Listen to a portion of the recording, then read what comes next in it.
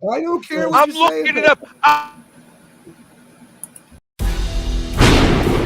mean, you can see right now, without LeBron, Lakers are struggling. Let me tell you about a team I hate, all right? I know the Dallas Cowboy fan is here, so I had to make sure he knew how much I hate this team. I'm ready. I've often said that the people who run baseball, they try very hard to ruin it. I'm from Brooklyn. I don't have a problem saying it to his face. Oh, I'm from Brooklyn. Hey, isn't he?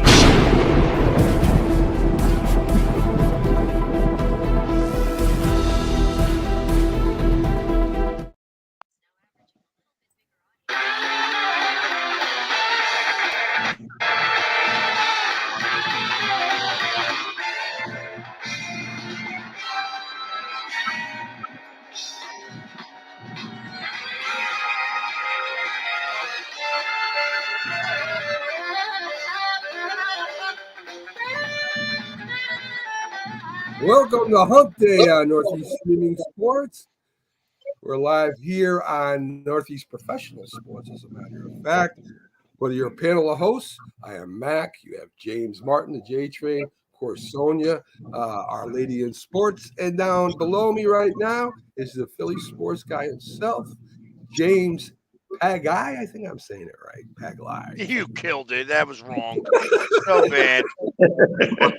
Tell everybody your name, Pags.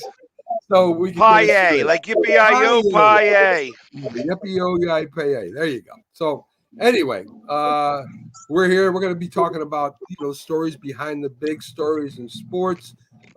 There is quite a bit of stuff out there. We really don't give you scores and updates on the score on the show. We kind of talk about the stories behind the scores and that. So let's get Ohtani out of the way. And Shohei Ohtani, of course, gave his press conference. He says he didn't know anything about this. He was shocked that his interpreter went and, he stole money from him, which is 180 degrees opposite of what he originally said. Originally, he said he helped pay this guy's bills, right? So he knew about it. Now he's shocked.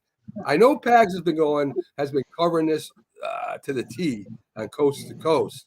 And Pags, I don't know whether he bet or what's going on with the Dodgers, and that's a whole other conversation that we'll get to. But it seems like he knew when he says he didn't know now. Well, there was a report that the bookie was saying that Shohei Ohtani was his client. Now, he never spoke to Shohei. And he didn't really talk to either one, like not Matsuami or Shohei, either way. And he didn't really care. He just kept saying that Shohei was his client because of the money that had to get paid. Okay. That there were numerous times where millions of dollars got paid, going in both directions. There was a $10 million bet made on a 6-leg parlay that covered, with Shohei being part of giving up 6 runs that day or something like that, or under 6 strikeouts and such, all of which covered. It's a very interesting thing, I think. Well, I'm not going to be like you and say, no way. I got to look at. I'm not going to be that. I'll take you at your word, Bags, and say, okay. I have the links, and I looked it up. Here it is. Here's what it is. Say about this, or you want to wait for a minute? No, go ahead. All right. The women, because of Caitlin Clark, are averaging 981,000 viewers. Right. Per basketball game, right, that they show on TV. The men are showing are at 946,000, right, per basketball game. Right. They show 3 men's basketball games to 1 woman's. Okay. So the men are much higher in the ratings. However, per basketball game, and if you total up the total views, what they said was it was 12 million versus almost 10 million. If you total up all the views in the series, because of Caleb. They didn't. No. Stop.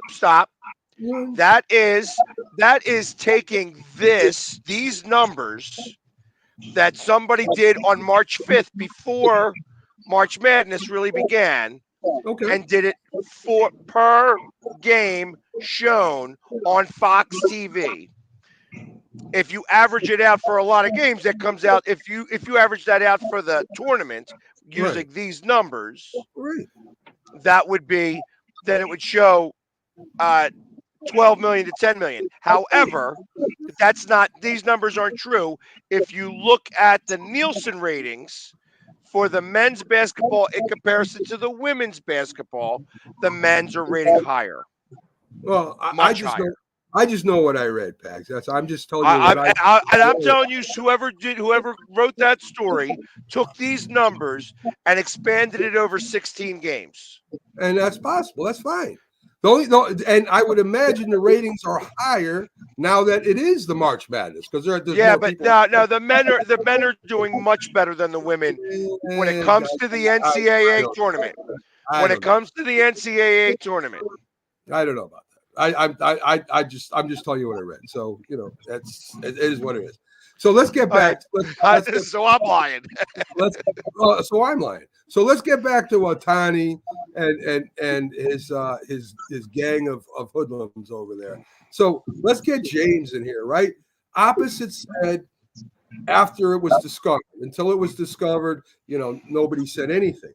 I want to get your opinion on what the Dodgers are going to do this year. If he did bet on other sports, I think it's a 1-year suspension. If he bet on baseball, it's a lifetime suspension. I mean, if according to what Pags is saying about them actually bet, Pags, did you say they bet on actual baseball? There's links that are saying that they bet on baseball. There was somebody who did a little bit of research and found that there was a 6-leg parlay that dealt with Ohtani specifically in 3 different areas. There was a $1 million bet made for him to lose a game and give up.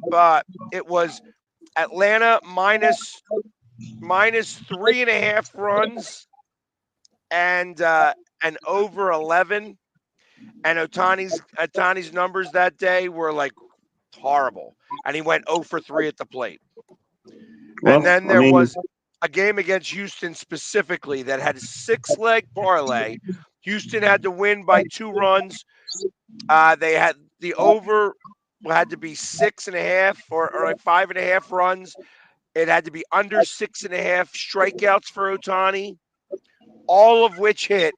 That came to this bookie specifically from that Ohtani account.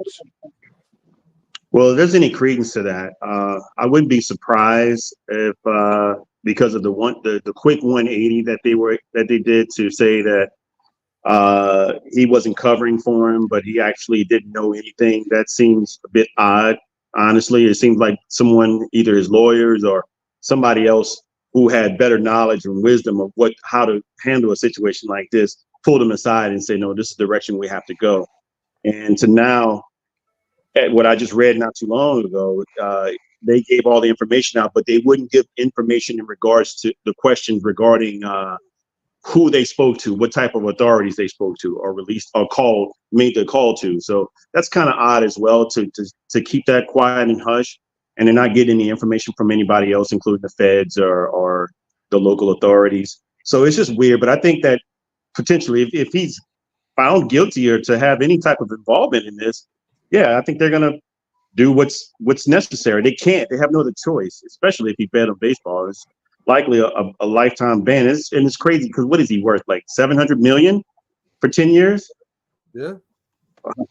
Man, that's a tough one. So, Sonia, back to the Dodgers. What do you do? I mean, you went and signed this guy to all his money. He may end up in jail. He may have banned. He may end up, going back to Japan, where he's going to have fans there waiting for him, and they're going to forgive him for what he did.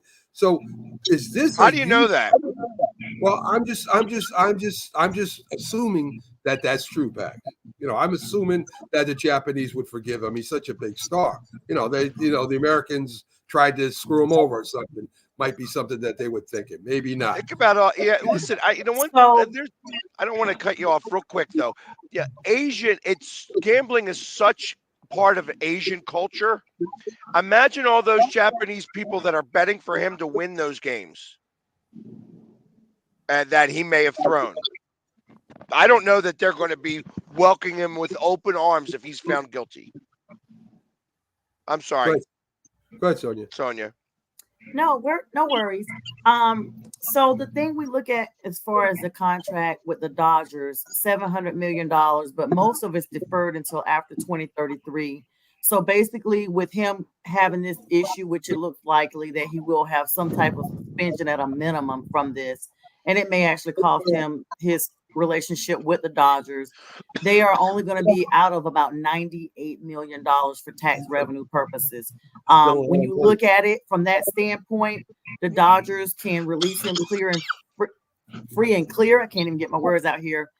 With very little blowback from what has happened. Looks like their lawyers had protected themselves in advance with such a large contract.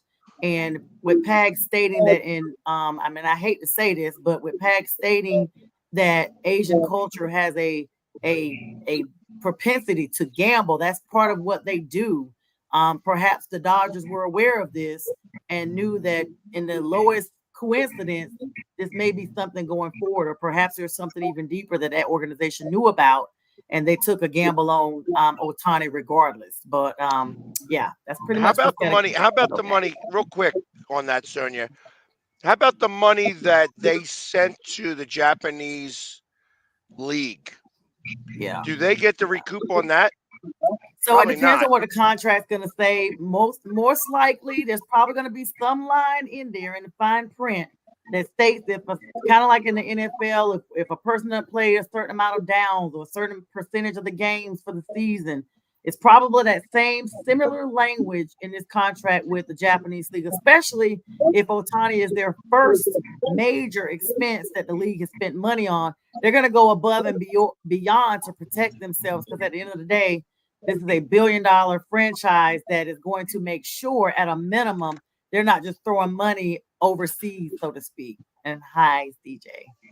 And thanks to Rick Sherlock as well. I saw your comment. Thanks. Rick. Yes, welcome to CJ to Simone, the painkiller, into our panel. CJ, of course, we're talking about Ohtani, who's not about the 180-degree turn where he didn't know anything about. He was shocked, and then he didn't know anything about it, and now the thing I want to stress here is right now these are all just things being thrown out there. Somebody might have heard something. Somebody might have saw something. The proof is going to be in the transaction, right? Money was sent to this person. They have the transactions there. So if say Sonia's right. Say that Ohtani could potentially be suspended for some amount of time. We're not sure yet. What does Major League Baseball do with this? This is their shining star. This is the face of baseball right now. How does Major League Baseball react to this if the allegations are true? What do you think, CJ? Well, if this ends up being true, then there's some protocols that are going to need to be put in place in regards to sports gambling and MLB players and their associates and teams and so on and so forth, that the union's going to have to stop with the infighting, okay? The owners are going to have to stop with their garbage, and everybody's got to sit down at the table and they got to figure it out, because it's only going to be a matter of time before an umpire ends up being on the take, or in basketball, a referee starts being on the take, or whatever. So just the thing is that for Ohtani to just outright deny it when unfortunately his fingerprints are currently on it, then it's gotta, there has to be some consequences. I would agree. I would agree. And Robert, MLB will cover this up and nothing. It's uncoverable right now. I mean, No, but they couldn't cover this with a bed sheet, dude. No, this is not going away. It's not going set. away. It's not going away set. anytime soon. And James, I imagine the feds, we're not going to really know anything until the federal investigation is over, which may take a year or more. I mean, so Shohei Ohtani will probably still be permitted to play as long as they're investigating. Do you think the feds are talking to the owner, the front office, the players to see if they heard of anything, or whether they were, they could bet on teams with Ohtani? I mean, there's got to be, they've got to be talking to all these people. They're going to be turning stones all over the place. The feds have a rep of getting 98% of their people. Usually it's just a matter of time. It's not when, it's not if, but when. So they're going to find out. And so yes, they're going to be talking to everybody. It's going to be uncomfortable in that building. Just a lot of things. A lot of people are going to be like, having to spill beans, talk about things they probably don't want to talk about that usually you keep within the locker room. So you got to talk about things that probably will get out if this comes out, to court. There's a lot of things that, you keep in house, a lot of personal things that's within the building that may not have anything to do with this. This is going to come out. So yes, I think the feds will make things very uncomfortable and speak to everyone in that building and in the league as well. So Pags, the interpreter himself, I mean, we know he lied about his resume, where he went to school, who he was interpreters for now. That's all come out now because they've been investigating him, of course.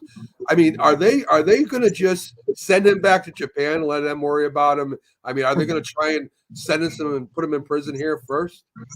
There's nothing that he did that's illegal. Good point. So it's not a matter of that. Everything that's going on right now is circumstance. Wait, is it not illegal? I mean, I thought the state of not illegal. California. He's allowed to gamble. I mean, it's a state of California. California may want taxes on that money. You know what I mean? But truth of the matter is that what he's done is not going to land him in jail. He's making the bets. He's not the bookie. You know what I mean? So if he was the bookmaker, it'd be a whole different scenario. But let's welcome in Keith Engel from TGI Sports just in time because I want to start talking college stuff and get off this the Ohtani train here for right now.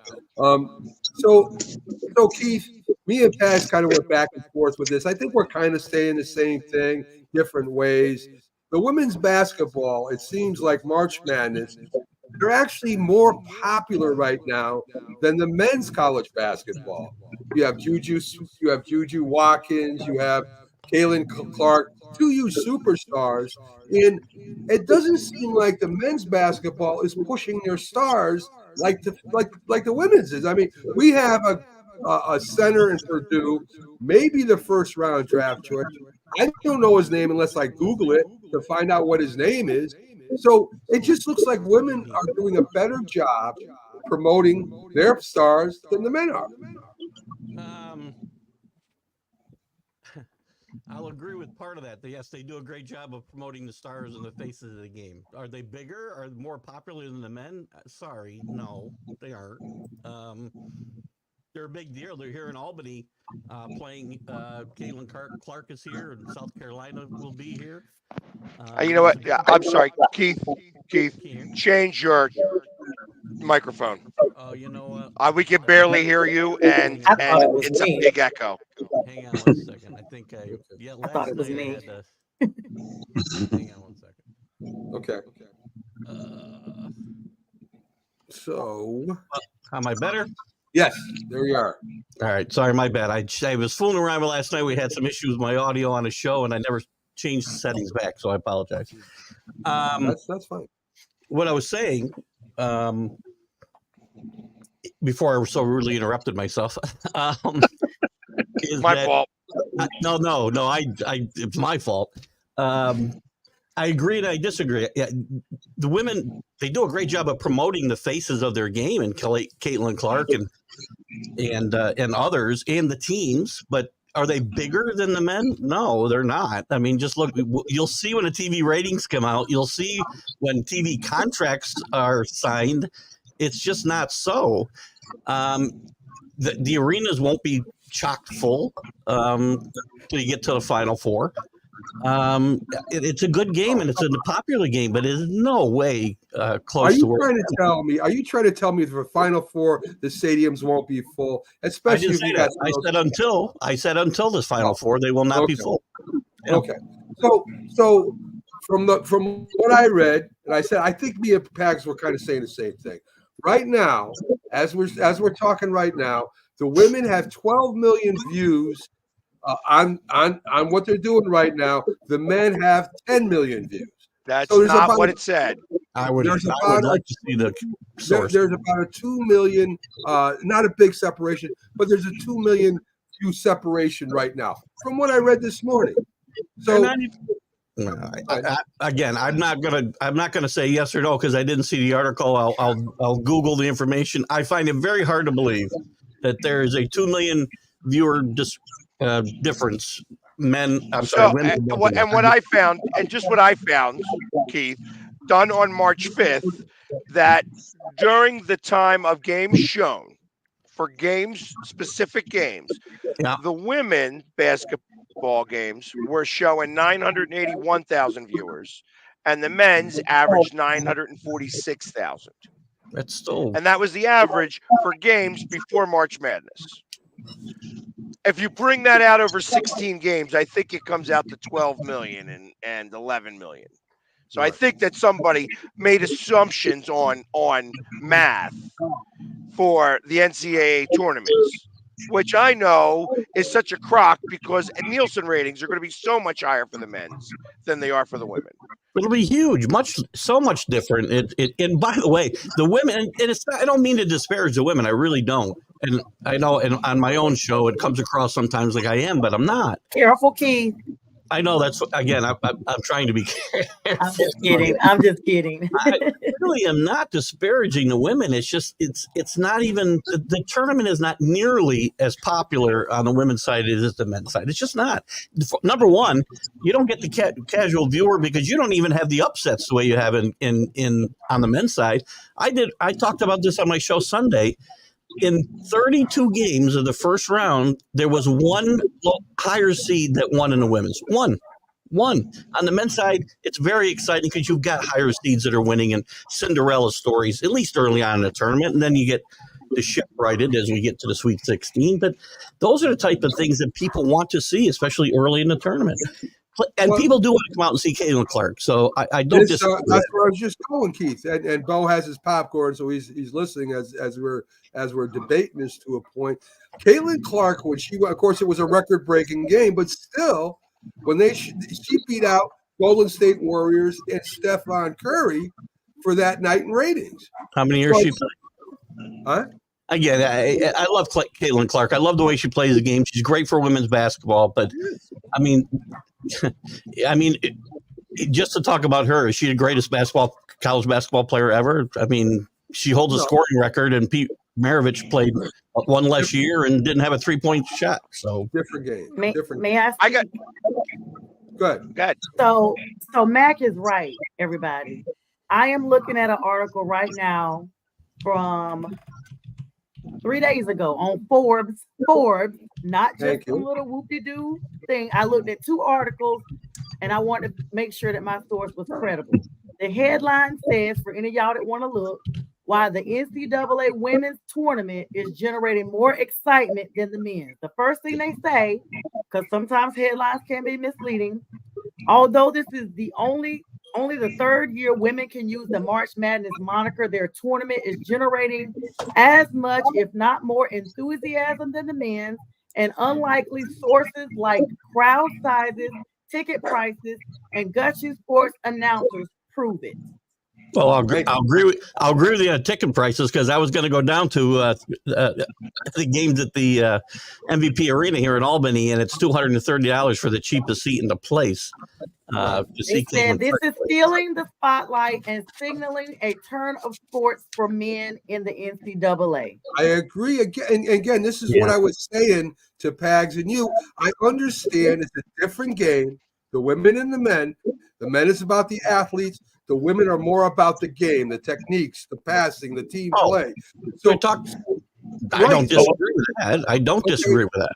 So what I'm saying, Keith, is do you think the NCAA men's basketball has got to find a way to make the men the superstars, more name recognition? Because right now the women with Juju Watkins, with Caitlin Clark, are right now they're more popular than men. Until the one and done goes away, this will not change for the men, because that's the big reason the game's popularity and pushing stars is impossible, because they're one and done. It's a coach. Right, one superstar. What superstars in the men's NCAA to be able to show? If they're a superstar, they're in the NBA. Exactly. Well, I agree. I agree with that. But right now, you got a first-round draft pick, or maybe a first pick overall at Purdue, the center, and I don't even know his name if I don't look it up. Well, that's your fault. I mean, every college basketball fan knows who Zach Edey is. Everybody. He won a Player of the Year last year. He's going to win it this year. So I got a question for you, Keith. I have a question for you, Keith, and for the rest of the panel after Keith answers too. Is Caitlin Clark worth the second-round pick in the NBA? Oh, I'm going to get in trouble. No. Yeah. No, she can't play in the NBA. I'm sorry, she can't. I mean, and that's a real question. That's a real question. Sonia, I know, is giving me that look. I will say, I don't know. It's the only reason why I'm doing a look is I have to wait and see. That question has no credence, though, with the argument here. I mean, ultimately, we're talking about Angel Reese. No, we're talking about money. We're talking about money, and we're talking about viewership, and we're talking about NIL helped change that. They kept stars. They're making more money in college than they are making in WNBA. Yeah. So it's more powerful. That's why they're getting a lot more viewership, because a lot of the star power is still there in college. I agree. And, the NBA, I just read where the G League is now not going to be happening next year. So teams in the NBA No, the G League Ignite. The Ignite's not happening. In Vegas. Yeah, the NBA team is not happening. Yeah, G League is still intact. The Ignite is where the guys that don't go to college go to play. Right. So will the rest of the G League follow that? If this is that team stunk this year. They were 60-49. Okay. All right. Or 6-49 out of 54 games. So it was terrible. Gotcha.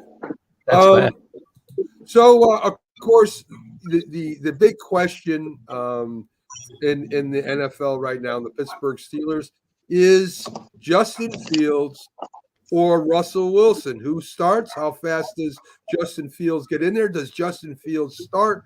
I mean, I think if the Steelers knew they would get Justin Fields for a 6th-round draft choice, they might not even taken Russell Wilson. They might have just took Justin Fields, CJ.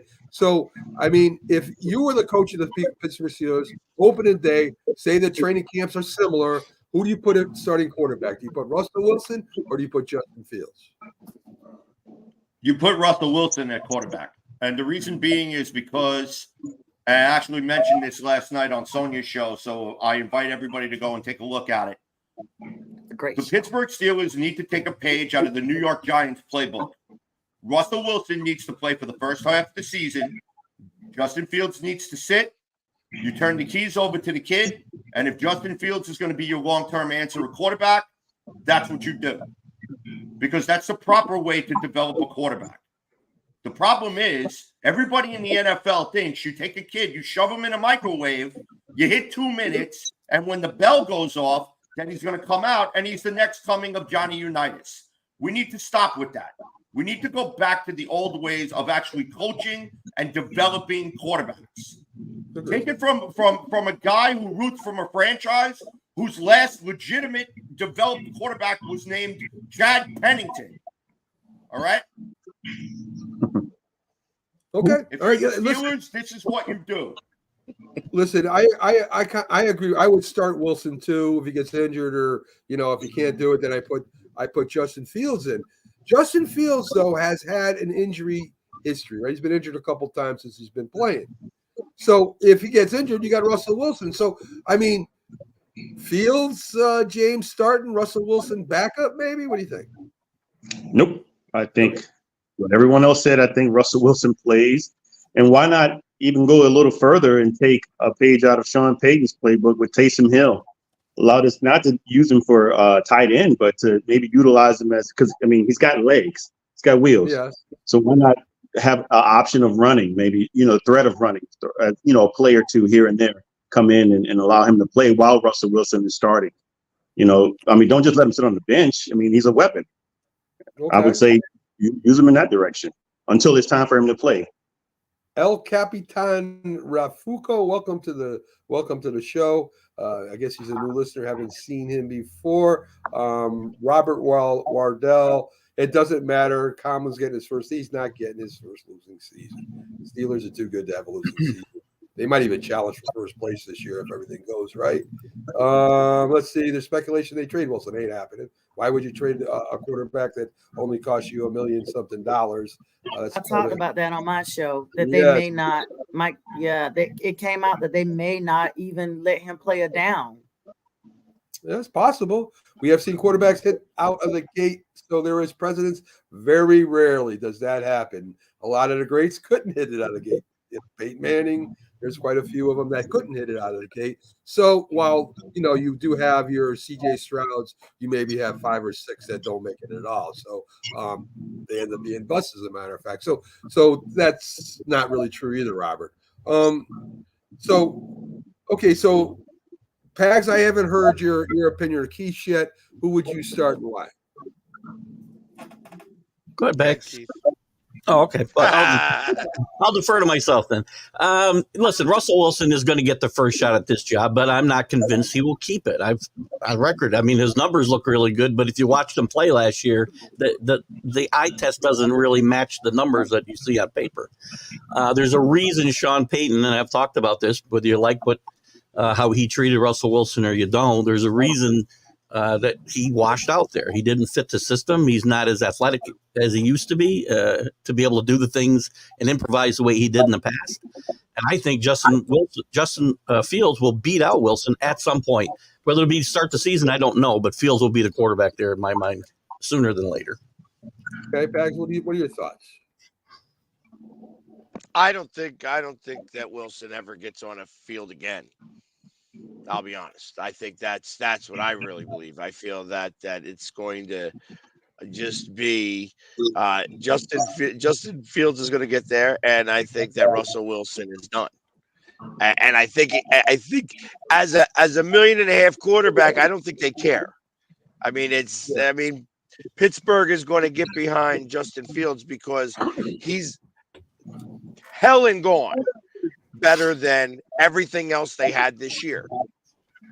So, and they have a terrible offensive line, and that's the biggest problem. So you can put Russell Wilson behind that line, and he's going to look like crap because he's going to be on the ground all the time. So that means if they have a terrible offensive line, sorry to cut you off, but so did Chicago, and we saw how that went. So that's what I'm saying. Better weapons on the outside. I think it's going to be about the same. They have a better defense in Pittsburgh, and that's what's going to give them the 9 to 10 wins. Listen, if you have your quarterback win 2 games, that's 2 more games than you had your last trio of quarterbacks win you.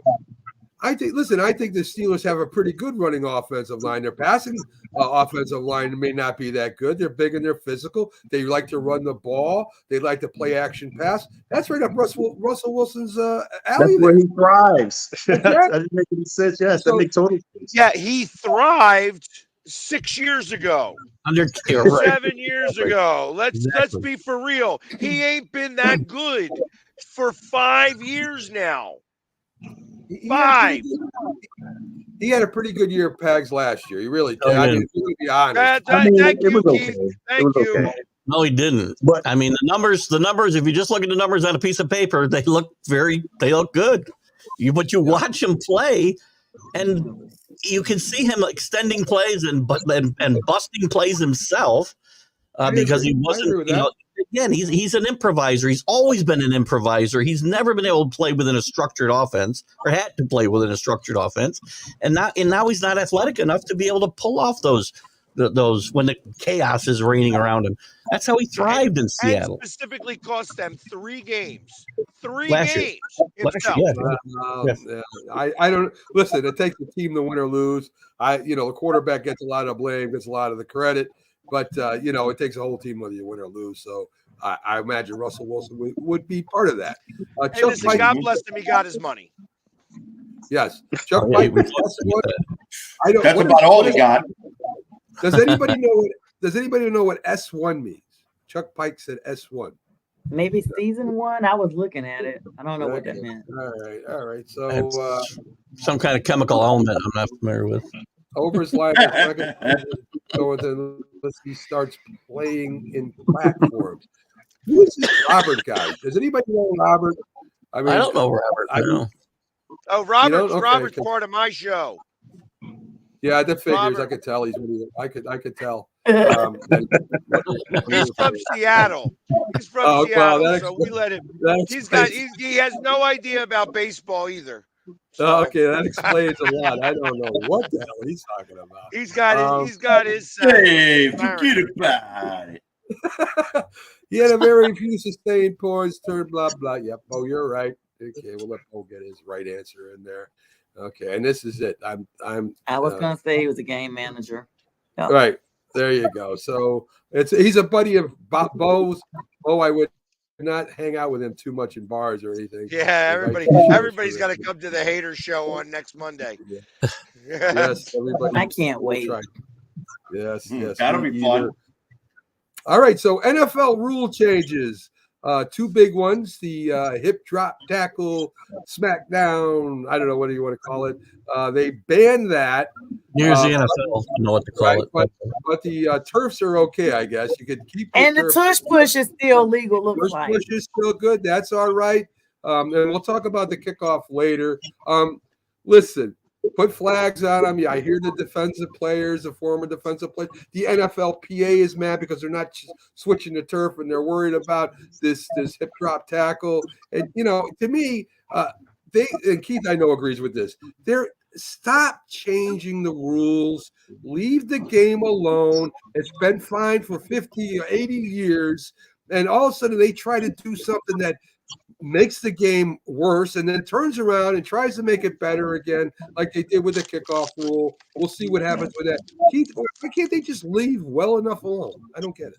It's like every major sport. We have to tinker until we alienate our entire fan base. Violence is part of the game, unfortunately. The players know it. They know what they sign up for. They're well paid for it. I don't want to see guys get hurt. But you can't put in rules that by the way, they put in a rule that they haven't even given a definite definition for. They don't even know what it is. They've outlawed. We'll give you a real definition later on once we've implemented this a little bit. I'm like, what? How are players supposed to know what they can do? You can't land on a guy. You can't hit him high. You can't hit him low. You can't hit him in the middle. Flag football. Yeah, it's not football. Grab a flag. Just grab a flag. God, just start equipping them with flags now.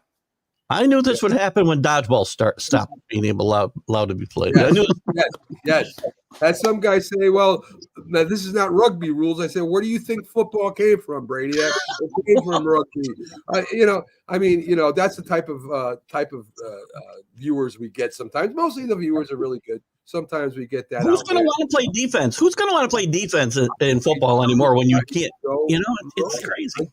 Listen, Pags, we know already. The players know if you play football, you're probably going to get concussion. You might be able not to walk right when you're done. You know that entering the game now. There's been enough information out there. It's like smoking. You smoke, you might get lung cancer. We all know that if you choose to smoke, you do it at your own, at your own risk. Same thing here. So, let them sign some kind of waiver. They're making their money, like he said. And if they want to go ahead and play football, it's their individual choice.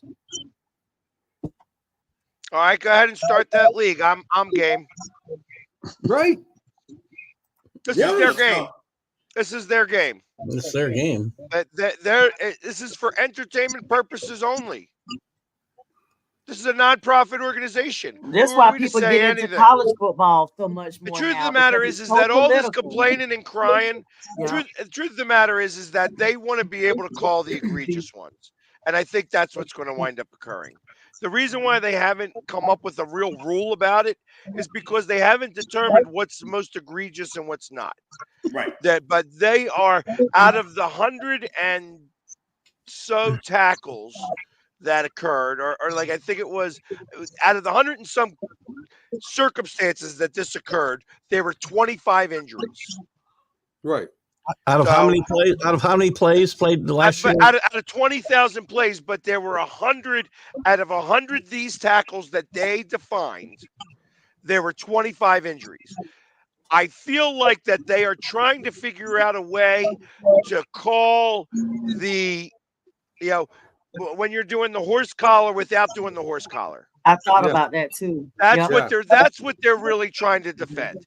I don't think that if somebody grabs somebody on the hips and twists them, that's a bad call. You know what I mean? I don't think that's what they're talking about here.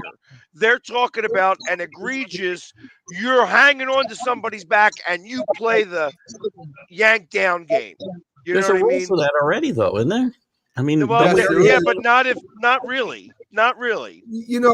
Sonia, I mean, they have all these penalties and they call them in the beginning of the year. Everybody's we're going to call these penalties. It gets near the end of the year, it gets late in the game, it gets in the playoffs. All of a sudden, they let the players play. Call it the same way all year round. The first game is as important as the last. If you lose that, you may not make the playoffs anyway.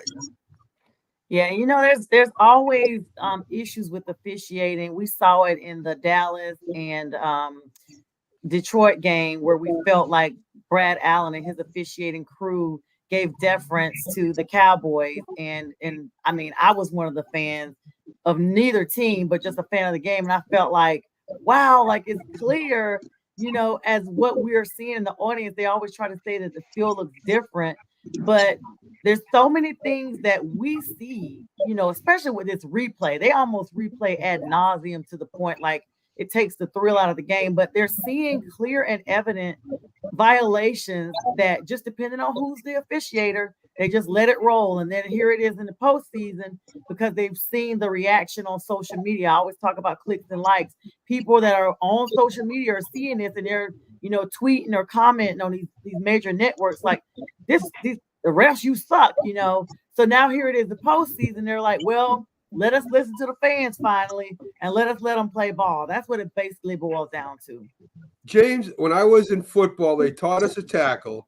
You got a hold of the guy's leg around his foot, and you kept twisting him until he went down. We were actually taught that. That could cause serious injury. But that's what we did to get the guy down. You do anything you can to get the guy down within the framework of football. Come on. What happens if somebody does that? Will we outlaw that next? I mean, in high school, I remember playing.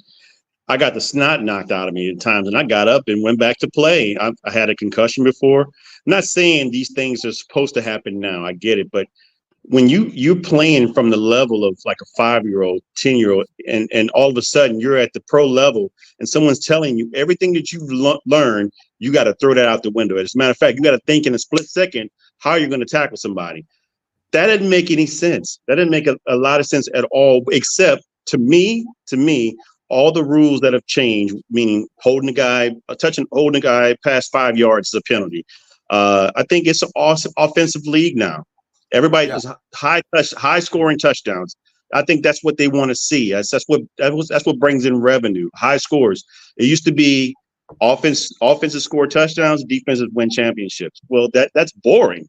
That's very boring. And so I think in the situation where you got guys that are tackling and hurting somebody, that's minimal. I think the biggest thing is, in my opinion, is that they want everybody to score touchdowns. They want the scores to be higher up.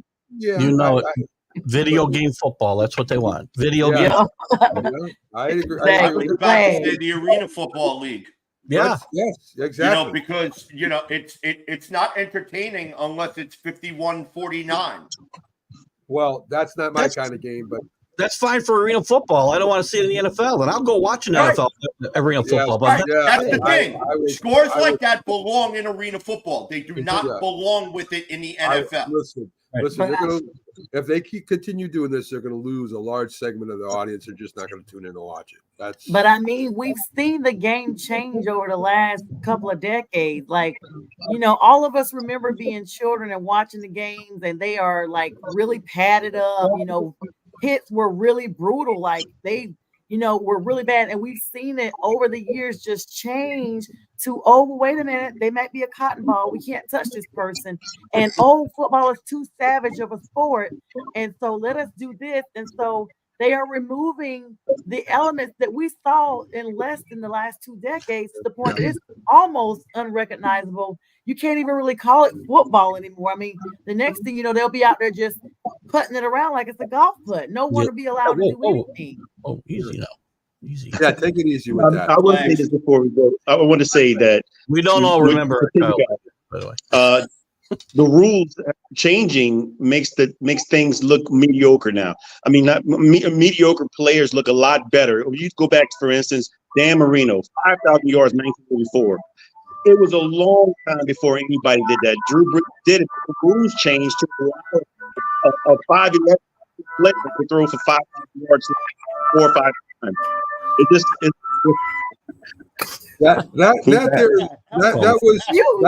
That was the commissioner calling us right now, telling us to stop talking about that. He's really hurt. I have a direct line. What you do? You broke something over there, didn't you? Whoever's phone is ringing. I have a direct line to Goodell. He calls me a lot, asks me my opinion. And he's really ticked off right now that we're bringing up the rules. Wow. So anyway, let's push on to the next rule change, right? The kickoff return. So they're going to line up teams 10 yards apart, like at the 40, 30-yard line, whatever. The kicker is going to kick the ball from the 35 like he used to. If he kicks it in the end zone, it comes out to 35. So they're trying to stop them from kicking into the end zone for a touchback. So what they do in the USFL is they kick away up in the air and make the guy return it. Now, the Steelers have gotten Patterson. They say, hey, listen, if this is going to happen again, we're getting one of the better return men in the league so we can return some kickoff returns, right? So, Mike Tomlin's all over it. So, really, does this really help the game? I mean, I understand you don't want people running 80 miles an hour down the field and hit somebody at full speed. I get that. But aren't we going to have a lot of drop tackles on the returns now? I mean, aren't people going to just grab them and throw them down? James is shaking his head. I mean, does this really change the game that much, James? I think the only thing it changes is allows special teams to keep their jobs because it was going to go away at some point. That was about it because it was becoming redundantly boring. I mean, it was so more. It was the most exciting play in football too at one point. Yes. It's going to make it a little more entertaining as the league seems to be going the direction of that. It's just going to make it more entertaining. That's about it. But I mean, I don't think the concussions. I mean, let's keep it real. They don't care about whether or not these guys have concussions or not. It's about the brand and what makes the NFL a brand, and entertaining people makes it a brand. So this is a part of that. I think that's just all it is. It's just making it entertaining. Yes. Bo says at least it brings strategy back to the phase of the game. Where? Yes. Blocking and tackling. That's very important. And that's the only strategy it brings back, really, to me. I mean, you're basically saying you can't run down the field. You're standing there, you wait until he catches the ball, and then you all can proceed and play football. It's sort of like a fire drill, right? Once they pull things, then you guys can go and do what you got to do. So, it's Pop Warner. It's not Pop Warner. Keith, I agree. And go ahead, CJ. Say what you got to say. I like what they've done with the kickoff rule. I kind of like the way that they charted it out. I don't know if anybody has X. I don't have it anymore. I used to have it, but I don't have it. I don't have the patience for it. but I invite you to go check out Ian Rappaport. Okay. He actually put a chart up the way that it would actually look in the NFL. And from the grid, I'm going to be honest with you. I'm kind of intrigued, and I'm kind of, it's piqued my interest where the kickoff, which is now pretty much the most boring play in football. Okay. Now there is some strategy to it. Like, I think it was Bo who brought that up. And now, like, it could actually become a legitimate play, which is good. The only thing that I feel like they dropped the ball on is the onside kick. Yeah, wait, now the onside kick, you have to declare. CJ, we'll get to that. We'll get to that in a second. I mean, I agree with you because there's a lot of this really did hurt the onside kick. Sonia, because we haven't heard from you on this. So you're going to kick the ball off from the 35. You can't squib kick it because you're going to hit your own guy. Right? You can't knuckle it down there. You hit your own guy. So you really can't do any kind of, DJ brought up, onside kick from that formation. And I don't want to take CJ's thunder because he was going to talk about, but I don't think he minds you stealing his thunder. So if you're going to do an onside kick, not only do you tell the refs you're going to do it, not only do you line 6 people over on one side to let them know you're going to do it, but now you're going to bring all the guys back into the regular formation to kick the onside kick. I don't know whose brilliant idea that was to come up with that. I watched the video of what it looked like, and I was like, that's just, you may as well just remove the entire play because everyone's going to know what you're doing. Everyone's going to, like, it's a dumb play. It's literally like you can't kick, but so far you can't. Wait, are y'all laughing at me? No, I'm just laughing at my boy. Like one of the comments. There was a comment. Never laugh at you. By accident. I thought they said peanuts. They didn't say that. So I had to take it down. I don't know. Some cardinal. I have no idea. Yeah. Maybe to be banned. Sonia, please continue your point. Oh no, yes. I see it. Oh yes. So I would never laugh at you, Sonia. I'm sorry. No, not you at all. No. Okay. At first I was looking like, am I muted or something? Because they're all laughing. So I looked and I'm like, I'm not muted. I don't know. I saw the comment. I have no idea where these people are coming from tonight. Okay, Sonia, go ahead. So I was basically saying this play is the dumbest play ever. They may as well remove it completely because there's no successful way to complete this play without, like, if you're the team, like, you just can't do it. The other team knows what you're doing. You can't kick but so far out. The formation looks weird. Just seeing the video itself is like, I just feel like it's really dumb. Okay. Who's Cardinal? Who is Cardinal on this YouTube? That's gotta be one of Tag's guys. I'm not putting it up. You guys, the YouTube comments are off the chain. I don't know who this Cardinal person is. I hope nobody's following me. I'm sorry. I'm trying to contain. I'm sorry too. Cardinal, stop. It's Jack Hirsch. I think that's Jack Hirsch using an alias. Oh yeah, he's mad about this morning. If you keep it up, I'm gonna block you, Penis. So stop, please. Yeah. You know. All right. So anyway, sorry, Sonia. It's sorry, great. Sonia. Yes.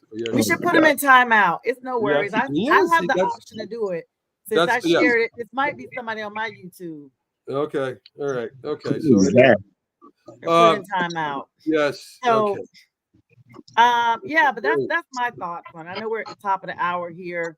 I just see when I saw the lineup, I was like, "What is this?"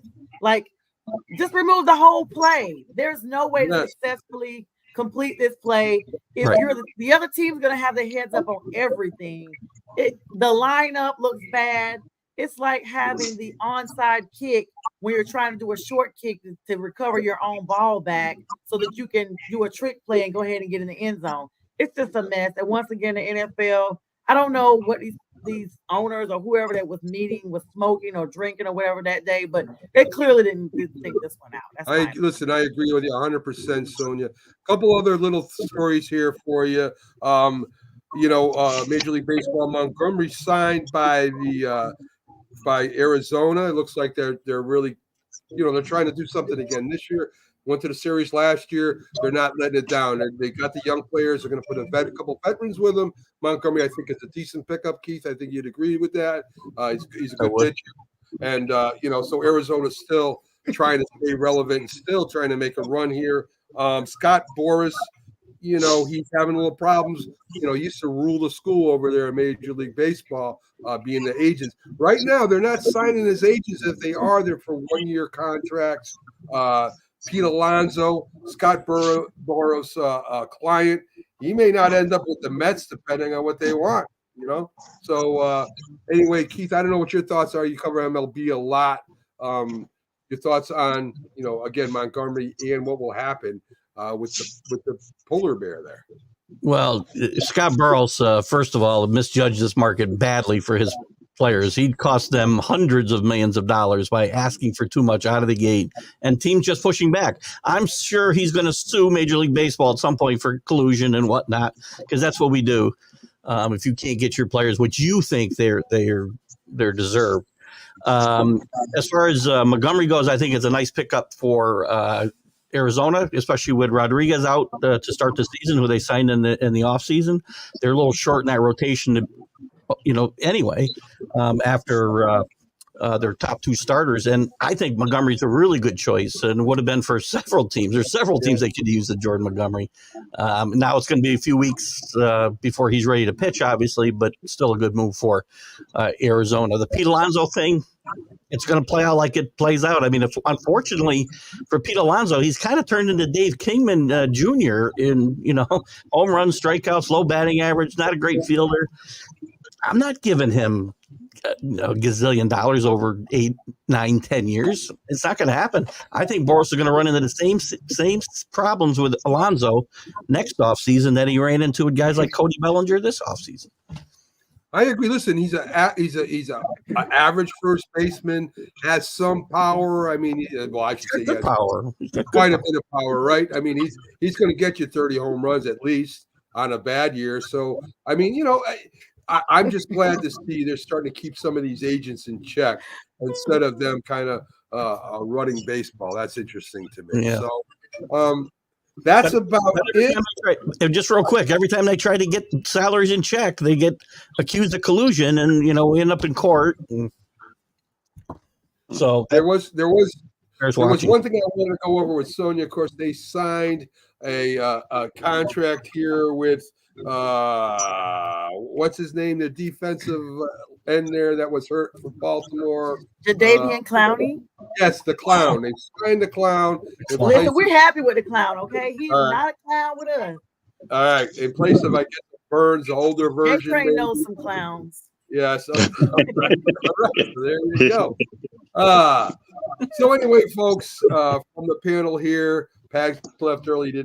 I think he was just mad at me because I was right. I think that's why he left. Yeah. But that's okay. Because I looked up that article. Yes. So Pags just kind of checked out on me.